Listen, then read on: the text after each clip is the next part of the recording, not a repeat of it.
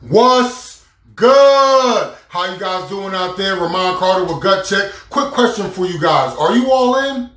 Yeah. Are you all in? You know, you always hear me talk about the fact that Gut Check is about becoming and discovering your authentic identity. That is who you are divinely created to be, which means that you're not quite the person. That means you're outside of your environment. And so you're striving to become the person that you want to become. You know, Gut Check stands on 4 pillars. It stands on inspiration, imagination, information, and execution. Inspiration is understanding who you are and whose you are. The fact that you're the highest form of creation on this planet. The fact that if bees and birds have a purpose, if trees and plants have a purpose, then us being the highest form of creation absolutely have a purpose, right? And imagination talks about vision, right? It's about looking within yourself and understanding what makes you tick, understanding where your uniqueness is at, how you can serve the world, that uniqueness, and then building a vision that you're going to be running towards, right? Information is about pulling together resources, right? 2 types of resources. First, you're going to pull together the resources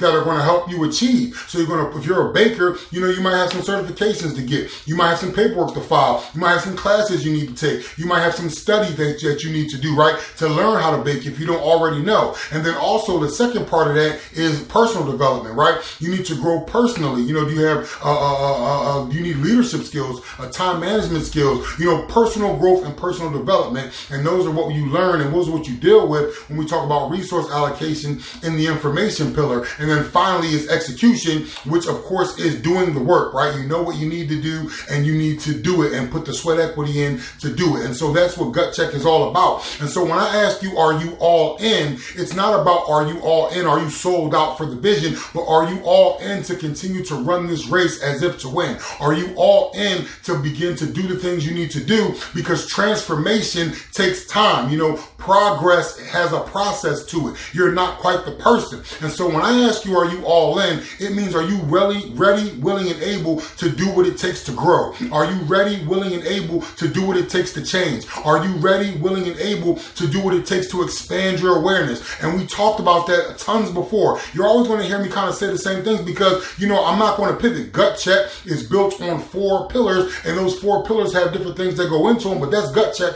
in a nutshell. It's becoming who you were created to be. And if we're talking about becoming that person, it means you're not that person yet. And on the road to becoming, there's a lot of things you have to shed. You have to be broken down. You have to be what's called like put on a potter's wheel, right? So, you know, you have to be molded down and remolded and brought up, you know, different cracks and things that are in you. You might have to be wet by the rain so that the potter can get his hands in you and mold you and build you up into a vessel, right? Once you're built up into that vessel, you're going to have to go into the fire, right? So that you can cure. I don't know, it's something what it's called with a kiln. They put you in a kiln. That's that heat that's going to cure and secure that person that you've become. And now you're unbreakable. And now you're a person of beauty, a person that can be used, a vessel that can be used. But in order to get there, you have to be all in. And when I say all in, you have to be all in towards the transformation process, man. You have to be willing to go through a brutal self-assessment. What are you good at? What are you not good at? What are some of the things that are holding you back? Are you a procrastinator? You know, you have to tell yourself the truth about that. So then once you know the truth about that, then you can fight against that. You always hear me and my mentors say, you know, your fruit is your feedback. So there's things in your life. There's fruit in your life. Some fruit is abundant. Some fruit is sweet. Some fruit is great. Well, that's the places that you have strength in, right? But some fruit is withering. Some fruit is not multiplying. Some fruit is rotten.